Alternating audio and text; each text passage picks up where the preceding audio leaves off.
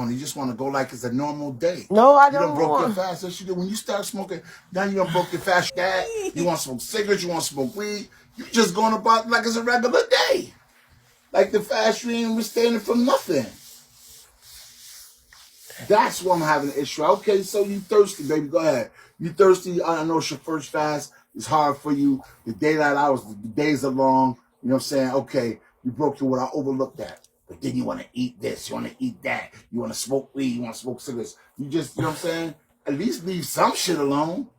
If you can't stay away from the food and the water, and that's hungry on you, at least stay away from the cigarettes and the motherfucking weed. You know what I'm saying? At least do that. It's just, man. About this from a different angle, and I emphasize that one of the rights is gratitude towards it, and that she never uses these words like never, I never saw any good from you, or I never knew any good from you, or you never did anything good for me, and words that are equivalent to this. You hear that? What? You hear that? Oh, you didn't hear that part, huh? I know. We don't hear shit when we're in hot water. No, what did it say? You listen, it's playing. Why you playing right here? I'm hearing it. Why ain't you hearing it? I didn't hear it. I'm saying, why? Because you don't want to hear it. No, I just didn't hear that part. People have selective hearing. I didn't hear what he had said. So why didn't you? You sitting right here. Because I was paying attention to my phone and getting it. So that's why. Let's get this work. Yeah. Let's get this work right now. So she gets angry with a bit of anger one day, and she's ungrateful, and she says, I never saw any good from you.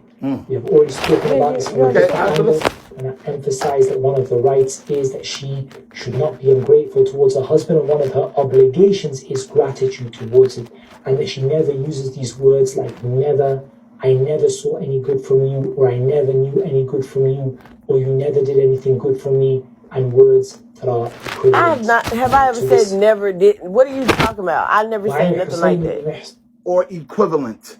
Equivalent. When I say you are not doing this right.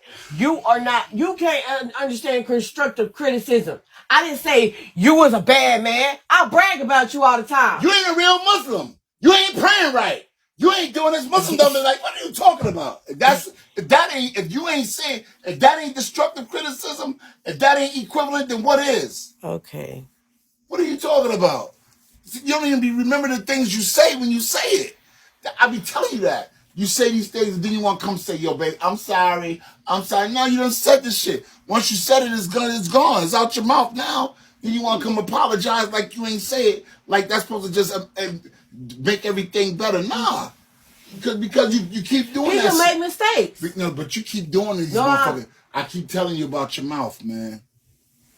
I keep telling you about your mouth. You know what I'm saying? And I overlook it, and I'll be brushing that shit off, and I overlook it. You know what I'm saying? It's only gonna be so many times I'm gonna be overlooking that shit, and I'm gonna be like, yo, I'm done. I'm done, because I ain't gonna be dealing with that bullshit. I ain't gonna fight you, ain't going through that dumb shit. I'm not doing none of that shit. I'm gonna be done with you. That's it. You know what I'm saying? You're gonna go your way, I'm gonna go mine. I'm not gonna be fighting with you. We're not gonna be testing that out. All that police shit, beating on you, the police coming, they arrested me, I'm in jail and all that. None of that's gonna happen. None of that's gonna happen. I'm just gonna leave you the fuck alone. That's how we're gonna do that. أن عمة له أتت النبي صلى الله عليه وسلم في حاجة ففرغت من حاجتها فقال لها النبي صلى الله عليه وسلم أذات زوج أنت؟ قالت نعم. قال وكيف أنت له? So Hussein ibn Muhsan narrates that a paternal aunt of his came to the Prophet ﷺ for a need, and when he finished with that need that she had, he said to her, are you married? Do you have a husband? She said yes. He said, how are you towards him? The hadith is narrated by Imam Ahmad and Al-Hakim. قالت ما آلوه. She said, I try not to be deficient towards him in his rights إلا ما عجزت عنه, except if I'm unable to do it. قال فانظري أين أنت منه فإنما هو جنتك ونار. She said, I try not to fall short in any of his rights, the Prophet ﷺ said, she said, except what I can't do. And I put this hadith because I felt that it's a really nice explanation of how she coped with this huge responsibility of the husband. You know, all these hadith, we heard about this weighty responsibility, and we've heard on both sides. وَأَخَذْنَا مِنْكُمْ مِيثَاقًا غَلِيظًا, they took from you a heavy oath. And we've heard the rights of the husband over the wife. And the Prophet ﷺ said that I wouldn't have commanded anyone to prostrate to anyone, but if I did, I would have said for a woman to prostrate to her husband. How did the women cope with this? She explains it beautifully. She said, I try my best not to fall short in the way that I deal with him, except if I'm just unable. I couldn't do it. I did my best, sometimes I couldn't do it. He said, look at how you are with your husband. For your husband, he is your Jannah or your Nar. He is your paradise or he is your hellfire. Okay. I don't want to.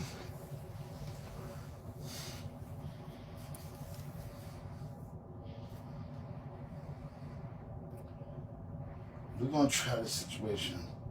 I'm going to get some stuff for him, Nani, inshallah, today. You know what I'm saying? But what I'm trying to get across to you is that, yo, having people into the house and opening the windows, getting weed and shit like that is unacceptable. It's unacceptable. It's the second time this girl came here. First time she came, you know what it is? The reason why you want to buy, I'm going to tell you exactly the reason why you see this girl. The reason you see this girl and the reason why you buy weed from her, instead of because you feel like you're in control of how you smoke. It has nothing to do with anything else. You want to buy it from her because you feel, I spent my money, I can go off to the side and smoke whenever I want to. He can't say nothing about it because I spent it, he not giving it to me. It ain't his shit. That's the only reason. That's the only reason. Because if you didn't, you wouldn't spend your money because you know you got something for you later to smoke and it's free. You spend your money because you be wanting to get high when you want to at the time you want to do. You know what I'm saying? When you know it's Ramadan. That's what it is. You have access to it at your expense.